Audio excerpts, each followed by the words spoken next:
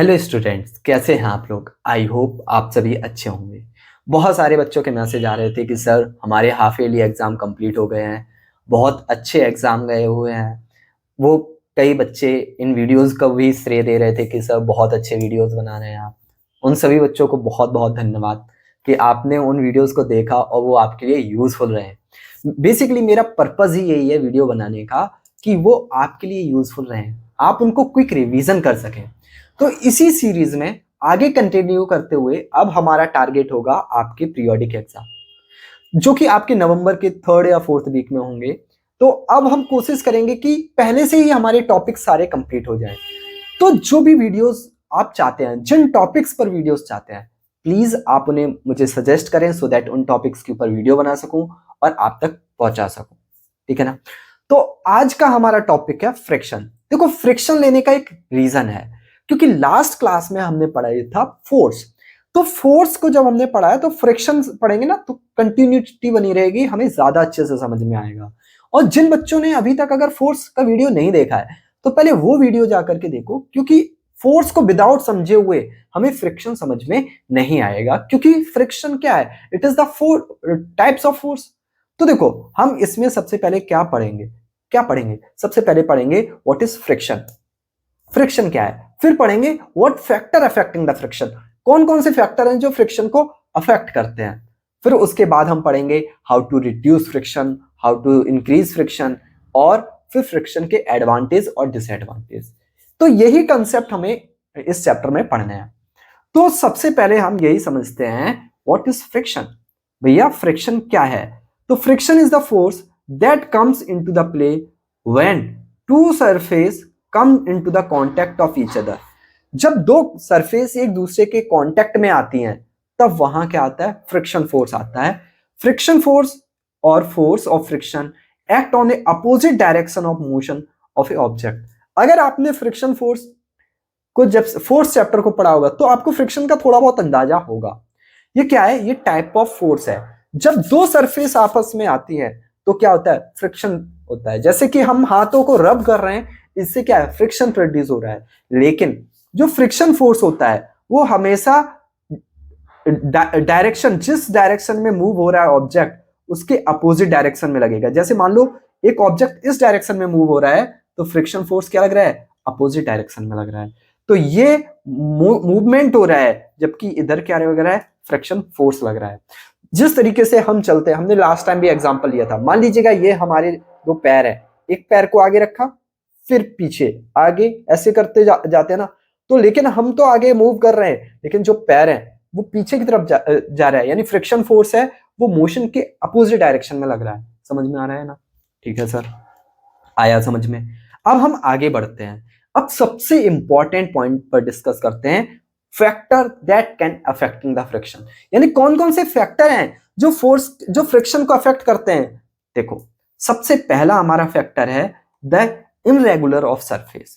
अगर किसी भी ऑब्जेक्ट का इनरेगुलर सरफेस है, यानी इनरेगुलर सरफेस का मतलब क्या है कि उसका सरफेस कैसा है? जिगजैग है। जैसे कि लेट मी एक्सप्लेन, जैसे कि ये आप, अगर मैंने इसको इस तरीके से एक ट्राई किया है, ठीक है, ये इस सरफेस को मैंने क्या किया, इधर जूम करके दिखाया है।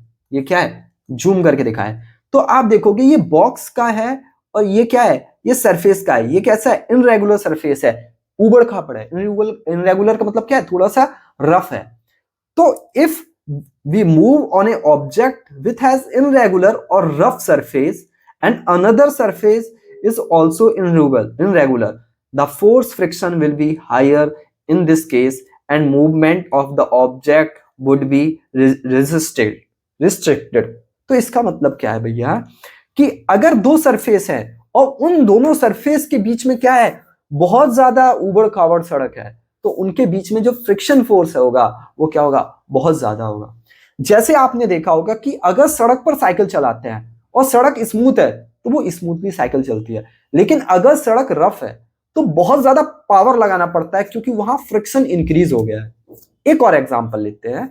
जैसे कि मान लीजिएगा आपके पास क्या है कि फ्रिक्शन, आप एक ऑब्जेक्ट को खींच रहे हैं, तो अगर सरफेस स्मूथ है तो आसानी से उसे खींच लेंगे, लेकिन अगर इस सरफेस स्मूथ नहीं है तो उस ऑब्जेक्ट को खींचना मुश्किल होगा, क्योंकि जो जो जो आपका इररेगुलर सरफेस है वो क्या करता है, रिस्ट्रिक्टेड करता है उस ऑब्जेक्ट को मूव करने में। तो सबसे पहले हमें समझ में आया, अगर हमारा इररेगुलर सरफेस होगा तो फ्रिक्शन भी क्या होगा, मैक्सिमम होगा। अगला दूसरा क्या है, द रेगुलर और स्मूथ सरफेस। अगर हमारा सरफेस कैसा है, इररेगुलर है और स्मूथ है, तब क्या होगा, अभी हमने इररेगुलर की बात की थी, अब सरफेस हमारा कैसा है, रेगुलर और स्मूथ, एक ही बात है। If surface either object are smooth, the force of friction would be less. The object would move easily over the surface. Every smooth surface have certain irregularity. यानी देखो कि जो हमारा अगर सरफेस कैसा है, स्मूथ है, जैसे कि कैरम खेलते हैं, जो स्ट्राइकर होता है वो आसानी से मूव होता है। लेकिन अगर वो सरफेस स्मूथ नहीं है, जैसे पुराना हो जाए, तो उस कंडीशन में वो सरफेस स्मूथ नहीं होता, तो हम लोग क्या करते हैं, ट्रिक यूज करते हैं, पाउडर डालते हैं, सो दैट क्या है कि स्ट्राइकर है वो आसानी से मूव कर सके। क्यों? क्योंकि अगर सरफेस हमारा स्मूथ रहेगा तो इसकी वजह से फ्रिक्शन फोर्स क्या लगेगा, कम लगेगा, और स्ट्राइकर है वो आसानी से मूव करेगा। समझ में आया है नहीं? आई होप आपको समझ में आया होगा। अगला देखते हैं, अगला हमारा जो फैक्टर है वो क्या है, थर्ड फैक्टर है, if two surface are press hard. यानी अगर दो सरफेस को ज्यादा तेजी से प्रेस किया जा रहा है तब क्या होगा, the force of friction increase between two surface if they press hard, and hence movement of the object become restricted. However, if there is no pressure of object can be easily smooth. यानी अगर दो object के ऊपर एक क्या pressure है, समझिएगा ये ऑब्जेक्ट है, इस तरीके से यहां एक और प्रेशर लगाया जा रहा है मान लीजिएगा, और इसको यहां से धक्का लगाया जा रहा है, तो अब इस कंडीशन में क्या हो जाएगा, प्रेशर की कंडीशन में अब उस ऑब्जेक्ट को मूव करना कॉम्प्लिकेटेड हो जाएगा। क्यों? क्योंकि यहां फ्रिक्शन इन्वॉल्व हो गया, यहां प्रेशर की वजह से अब फ्रिक्शन क्या हो गया, हार्ड हो गया, इस वजह से उसको मूव करना क्या होगा, कॉम्प्लिकेटेड होगा।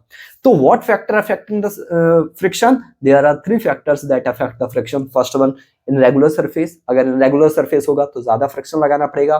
दूसरा, रेगुलर सरफेस, अगर रेगुलर सरफेस होगा या स्मूथ सरफेस होगा तो फ्रिक्शन हमें कम लगाना पड़ेगा। और तीसरा है, two surface are the pressure hard, अगर ज्यादा प्रेशर लग रहा है दो सरफेस के बीच में तो हमें उनके बीच में फ्रिक्शन फोर्स भी ज्यादा लगेगा। आया समझ में? तो ये समझ में आया होगा कि what is friction and what factor affecting the friction. अब अगले टॉपिक पर बढ़ते हैं और समझते हैं टाइप्स ऑफ फ्रिक्शन। तो देखो हमें पढ़ना है टाइप्स ऑफ फ्रिक्शन। तो टाइप्स ऑफ फ्रिक्शन में क्या होता है, सबसे पहला हमारा होता है स्टैटिक फ्रिक्शन, फिर स्लाइडिंग फ्रिक्शन, फिर rolling friction and fluid friction. तो ये हमारे चारों टाइप्स के फ्रिक्शन है। तो वन बाय वन करके हम सभी के बारे में समझते हैं। सबसे पहले बात करते हैं static friction. The friction force that comes into the play until an object start moving in, it is called static friction. An object has an overcome of the static friction force order to rest in the movement. यानी ये क्या है भैया, ये एक types का friction force है। Static friction का मतलब क्या है कि इस ऑब्जेक्ट को ये बेचारा चिंटू पूरी ताकत से धक्का दे रहा है लेकिन कोई भी मूवमेंट नहीं हो रहा है, नो मूवमेंट, नो मूवमेंट। अगर कोई भी मूवमेंट नहीं हो रहा है, जैसे मूवमेंट होना शुरू हो जाएगा तब फिर ये हमारा स्टैटिक फ्रिक्शन नहीं रहेगा, फिर हमारा दूसरा फ्रिक्शन आ जाएगा। लेकिन अगर फोर्स लगाने के बाद भी ऑब्जेक्ट में किसी भी तरीके का मूवमेंट नहीं है तो हम उसे क्या कहेंगे, हम कहेंगे स्टैटिक फ्रिक्शन है। आया समझ में? अगला देखते हैं sliding friction. Sliding friction come into the play role whenever an object move along the surface of another object. Such movement is called slide.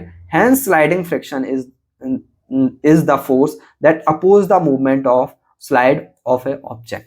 यानी ये वो टाइप्स का फ्रिक्शन है जब किसी ऑब्जेक्ट को, मान लीजिएगा स्लाइडिंग फ्रिक्शन में क्या है, इस ऑब्जेक्ट को धक्का दिया जा रहा है और ये आगे भी मूव कर रहा है। आया समझ में? यानी अगर हम कंपैरिजन करें स्टैटिक फ्रिक्शन और स्लाइडिंग फ्रिक्शन में तो डिफरेंस ये है कि स्लाइडिंग फ्रिक्शन में जब हम पुश करते हैं तो वो आगे मूव होता है, जबकि स्टैटिक फ्रिक्शन में जब हम धक्का देते हैं तो वहां कोई भी मूवमेंट नहीं होता। तो बेसिकली इन दोनों के बीच में यही दो डिफरेंस हैं, आप इनको आसानी से याद रख सकते हैं। अगला बढ़ते हैं और समझते हैं rolling friction. When object rolling on a surface force of friction which acts upon is called what, rolling friction. मान लीजिएगा एक ऐसे स्लाइडिंग सरफेस है और हमने क्या किया है, इधर एक ऑब्जेक्ट को रखा है। जैसे हमने इस ऑब्जेक्ट को इधर रखा है, ये रोल करना शुरू किया है टूवर्ड्स द ग्राउंड। तो इस टाइप्स में जो फ्रिक्शन इन्वॉल्व होता है उसे हम क्या कहते हैं, उसे कहते हैं रोलिंग फ्रिक्शन। आया समझ में? आया सर। आगे है fluid friction. When object move in a fluid, the fluid extract a fluid friction upon object. It is also called air friction when medium of travel is air and viscous friction when movement of travel is water. देखो हमारा जो fluid friction है वो हमारा, इसी को हम अगर एयर में भी हो रहा है तो हम उसे फ्लूइड फ्रिक्शन कहते हैं, अगर वाटर में भी हो रहा है तब भी हम उसे फ्लूइड फ्रिक्शन कहते हैं। लेकिन इसको कई बार वाटर में होने की वजह से इसके विस्कोस फ्रिक्शन के नाम से भी यूज करते हैं। तो ये क्या है, ये जो स्विमर है ये वाटर में स्विम कर रहा है तो ये बॉडी तो आगे मूव कर रहा है, लेकिन इन दो सरफेस के बीच में क्या है, दो सरफेस आए हैं, एक वाटर एक उसकी बॉडी। तो बॉडी तो आगे जा रही है लेकिन एक अपोजिट डायरेक्शन में एक फोर्स लग रहा है, उस फोर्स को क्या कर रहे हैं, हम उसे फ्लूइड फ्रिक्शन कह रहे हैं। इसे फ्लूइड फ्रिक्शन क्यों कह रहे हैं, क्योंकि ड्यू टू फ्लूइड हो रहा है, यानी पानी की वजह से फ्रिक्शन हो रहा है, इसलिए हम इसे क्या कहते हैं, फ्लूइड फ्रिक्शन कहते हैं। आया समझ में? तो हमें चारों टाइप्स के फ्रिक्शन समझ में आए। पहला स्टैटिक फ्रिक्शन, ये क्या ऐसा फ्रिक्शन है, इसमें फोर्स तो लगाएंगे, जब फोर्स लगाएंगे लेकिन कोई भी मूवमेंट नहीं होगा तो उसे हम क्या कहेंगे, स्टैटिक फ्रिक्शन कहेंगे। दूसरा है हमारा स्लाइडिंग फ्रिक्शन, यहाँ क्या फोर्स लगाएंगे तो ऑब्जेक्ट भी आगे मूव करेगा, उसे क्या कहेंगे, स्लाइडिंग फ्रिक्शन। रोलिंग फ्रिक्शन में क्या होता है, जब कोई ऑब्जेक्ट रोल करता है, देखो स्लाइड करना और रोल करने में दोनों में डिफरेंस है। Let me explain. देखो बेटा, मैंने ये एक पेन टैब है मैंने उठाया है और इसको यहां रखा है, अब मैं धक्का दे रहा हूं तो ये क्या कर रहा है, स्लाइड्स कर रहा है, इसलिए ये क्या है, ये हमारा क्या है, स्लाइडिंग फ्रिक्शन है। लेकिन रोलिंग फ्रिक्शन में क्या है, मैंने पेंसिल को रखा है इधर और थोड़ा सा सरफेस को क्या किया, ट्रिटल किया है, और जो जैसे हमने यहाँ पेंसिल को रखा ये क्या हुआ, ये रोलिंग हुआ है। तो स्लाइडिंग और रोलिंग में डिफरेंस है, इसी तरीके से स्लाइडिंग और रोलिंग फ्रिक्शन में भी डिफरेंस है। स्लाइड मतलब कोई सरफेस पर खींचा जाएगा, घसीटा जाएगा, और रोलिंग मतलब ऑब्जेक्ट रोल होगा, मूव होगा, तो हम उसे क्या कहेंगे, रोलिंग फ्रिक्शन कहेंगे। आई होप आपको समझ में आए होंगे। अब the question is advantage of frictional force. इसके क्या एडवांटेज हैं, सबसे पहले समझते हैं। It allow us to walk on the earth surface. जो फ्रिक्शन फोर्स की वजह से ही हम क्या कर पा रहे होते हैं, अर्थ सरफेस पर चल पा रहे होते हैं। अगर फ्रिक्शन फोर्स नहीं होगा तो अर्थ सरफेस पर चलना मुश्किल होगा। ऐसा क्यों, देखो ऐसा इसलिए क्योंकि आपने देखा होगा कई बार टाइल्स पर वाटर या ऑयल गिर जाने की वजह से अगर आप उस पर चलते हो तो गिर जाते हो। क्यों, क्योंकि अब जो फ्रिक्शन था वो रिड्यूस हो गया है, ऑयल डालने से फ्रिक्शन खत्म हो गया है, तो उस सरफेस पर चल पाना मुश्किल हो गया है। दूसरा, it allow to write with a pen on a surface of paper. इसकी वजह से हम किसी भी सरफेस पर क्या कर पा रहे हैं, लिख पा रहे हैं। It allowed to fix nail into the wall, और इसी फ्रिक्शन फोर्स की वजह से हम किसी भी नेल को दीवार में गाड़ सकते हैं। A moving object would never be able to come in off state of rest without the friction force. अगर फ्रिक्शन फोर्स नहीं होता तो कोई भी ऑब्जेक्ट है वो रेस्ट में ही नहीं आता, तो वो मूव भी करता चला जाता, क्योंकि उस पर कोई फोर्स ही नहीं लगता। तो ये क्या है, एडवांटेज है कि हम फ्रिक्शन फोर्स की वजह से चल पा रहे हैं, लिख पा रहे हैं, इसकी वजह से हम किसी भी दीवार में कोई नेल को गाड़ पा रहे हैं, और इसी फोर्स की वजह से किसी भी मूविंग ऑब्जेक्ट को हम रेस्ट में भी ला पा रहे होते हैं। आया समझ में? अब सर डिसएडवांटेज क्या है, क्योंकि देखो ऐसे क्वेश्चन आते हैं, right the 3 advantage of the friction force, right the 3 disadvantage of friction force, इस तरीके से आपको समझना पड़ेगा। अब डिसएडवांटेज ऑफ फ्रिक्शन फोर्स क्या है? First, friction force results in wear and tear objects such as moving part of the machines of the tires of vehicles, shoes of sole of shoes etc.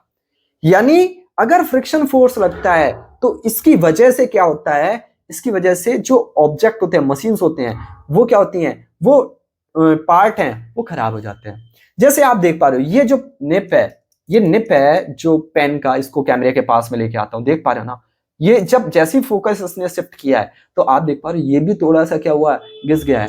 इसके जब हम pencil से लिखते हैं ना तो उसका नेल कहाँ चला जाता, वो सारा फ्रिक्शन फोर्स की वजह से खत्म हो जाता है। दूसरा, इसी तरीके से जैसे टायर हैं, साइकिल के टायर लंबे समय तक चलते चलते क्या हो जाते हैं, खराब हो जाते हैं। जूते के सोल हैं वो घिस जाते हैं, ज्यादा लंबे समय तक हम जूते को यूज करें तब। आगे, it's also result in the production of heat in case of machine, in the production of heat lead to the wastage of energy. यानी अब क्या है, फ्रिक्शन की वजह से क्या होता है, हीट भी जनरेट होती है। तो इससे कई बार क्या होता है कि जैसे आपने देखा होगा, आपका फैन जब नया होता है तो स्मूथली चलता है। कई जगह आप गए होंगे जहां फैन क्या कर रहा है, आवाज कर रहा है। क्यों? क्योंकि फ्रिक्शन फोर्स की वजह से उसके अंदर जो वेरिंग्स होती हैं वो कट गई हैं, और उन वेरिंग्स के कटने की वजह से अब क्या हो रहा है, हीट प्रोड्यूस हो रहा है, जिसकी वजह से साउंड प्रोड्यूस हो रहा है। और इसकी जब हीट प्रोड्यूस होता है तो इसका एक डिसएडवांटेज क्या है कि जब हीट प्रोड्यूस हो रहा है तो इसका डिसएडवांटेज है कि जो एनर्जी है वो वेस्ट हो रही है। इसके साथ साथ क्या है, friction force also lead to the decrease in the speed of moving object some time stops. यानी अगर फ्रिक्शन फोर्स ज्यादा होगा तो क्या होगा, ऑब्जेक्ट की स्पीड कम हो जाएगी। मान लीजिएगा अगर आप एक अनइवन साइकिल चला रहे हैं, अभी आपका सड़क कैसा स्मूथ है, बढ़िया स्पीड में चलती जाएगी, लेकिन जैसे ही आपकी अनइवन इनरेगुलर सरफेस आएगा तो फ्रिक्शन बढ़ जाएगा। जब फ्रिक्शन बढ़ जाएगा तो आपको स्पीड कम करनी पड़ेगी। आप चाहकर भी पूरी ताकत लगाएंगे तब भी आप उसे उतनी स्पीड से नहीं चला पाएंगे, क्योंकि फ्रिक्शन फोर्स की वजह से उसमें क्या है, स्पीड में कमी आ जाती है। तो ये क्या है, डिसएडवांटेज है। कोई भी ऑब्जेक्ट खराब हो सकता है, जैसे कि टायर, शूज और मशीन के जो पार्ट्स हैं वो एक्सेस हीट जनरेट होती है। तो इससे कई बार क्या होता है, मशीनों में आग भी लग जाती है। कई लंबे समय तक अगर मशीनें चलती रहें और फ्रिक्शन फोर्स अगर ज्यादा हो तो जिसकी वजह से मशीनों में आग भी लग जाती है, वो खराब भी हो जाती है। और इसके साथ साथ किसी भी ऑब्जेक्ट की स्पीड भी कम हो जाती है। जैसे कि आपने देखा होगा, वेरिंग्स न्यू होती हैं तो फैन स्पीड में चलता है, जैसी जैसी वेरिंग्स ओल्ड होती जाती हैं फ्रिक्शन फोर्स इंक्रीज होता रहता है। तो देखो क्या करते हो आप, इसीलिए आप क्या करते हो, वेरिंग फैन को नया लेकर आते हो तो वेरिंग्स भी नहीं रखते हो। ठीक है, अब देखो आगे बढ़ते हैं। हाउ कैन वी रिड्यूस और इंक्रीज द फ्रिक्शन। फ्रिक्शन को कैसे कम किया जा सकता है और कैसे इंक्रीज किया जा सकता है। सबसे पहले समझते हैं increase friction. Sometimes we need increase friction so that avoid the slipping of the object. Example देखो क्या होता है, जैसे मान लीजिएगा आप फुटबॉल खेल रहे हैं, तो आप जब फुटबॉल खेल रहे हैं तो आपके शूज ऐसे होने चाहिए सो दैट उनके बीच में फ्रिक्शन ज्यादा लगे, अदरवाइज वो क्या होंगे, इसके स्लाइड्स करेंगे, जिसकी वजह से आप गिर भी सकते हो, चोट भी लग सकती है। तो देखो, sole of the shoes grooves so that friction between our feet and ground increase, we can walk safely. जैसे कि आपने देखा होगा कि जो आपके ट्रैवलिंग शूज आते हैं, ट्रैकिंग शूज होते हैं, उनकी ग्रिप, जो उनके सोल होते हैं उनमें ग्रिप बहुत ज्यादा होती है। क्यों? क्योंकि उनके बीच में क्या है, फ्रिक्शन हमें इंक्रीज करना है। ऐसा ना हो कि जब हम माउंटेन्स पर क्लाइंब कर रहे हैं तो क्या है, पैर रखते ही तुरंत गिर जाएं, क्योंकि वो स्किड हो जाएंगे। इसी तरीके से हम उनमें कोशिश करते हैं कि उनकी जो ग्रिपिंग है वो ज्यादा होनी चाहिए। इसी तरीके से tyres are tiered so that they can have better grip on the ground and allow the smooth movement of the vehicles. इसीलिए क्या करते हैं, अगर हमें इंक्रीज फ्रिक्शन करना है तो टायर्स की जो ग्रिप होती है वो भी होनी चाहिए। अगर ग्रिप नहीं होगी तो पता है फ्रिक्शन बहुत कम हो जाएगा, चलना मुश्किल हो जाएगा। Brake pad use the bike to stop the suddenly from the moving, increasing the movement of friction। तो क्या होते हैं, जो ब्रेक पैड होते हैं, जो ब्रेक होते हैं, शू ब्रेक, आपने देखा होगा साइकिल में भी जो ब्रेक होते हैं, वो कई लंबे समय तक अगर हम उनको चलाते रहे तो उनके जो पैड होते हैं वो घिस जाते हैं, तो हमें नए पैड डालने पड़ते हैं सो दैट कि वो फ्रिक्शन है वो इंक्रीज कर सके और ब्रेक लगाते ही साइकिल रुक जाए। ऐसा आपने किया होगा। तो यहाँ बाइक का एग्जांपल लिया है, आप साइकिल का ले सकते हो। मैं साइकिल का क्यों ले रहा हूं, so that you can understand in better way. आया समझ में? तो हम क्या करते हैं, अगर फ्रिक्शन इंक्रीज करना है तो हमें ऑब्जेक्ट का जो उसका जो टायर है तो उसकी ग्रिप बढ़ानी पड़ेगी, शूज है उसकी ग्रिप बढ़ानी पड़ेगी, या फिर हमारे जो ब्रेक है, ब्रेक के ऊपर जो पैडिंग है उस पे भी हमें ग्रिप रखनी पड़ेगी सो दैट क्या ये स्मूथ चल सके। क्योंकि अगर ज्यादा फ्रिक्शन बहुत कम होगा तब भी चलने में दिक्कत होगी। आगे, अब रिड्यूस फ्रिक्शन को कैसे रिड्यूस किया जा सकता है। देखो, सम केसेस में हमें जरूरत होता है कि फ्रिक्शन को रिड्यूस करना है, जैसे powder of spread over the carrom board decrease the friction between the board surface and strikers.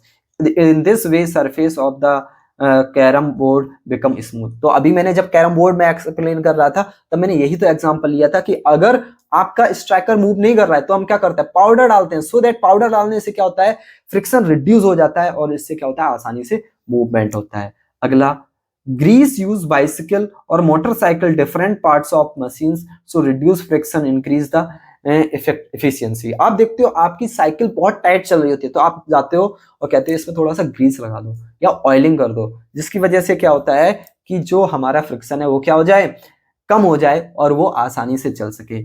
Oil apply in the hangers of the door so that they can open easily.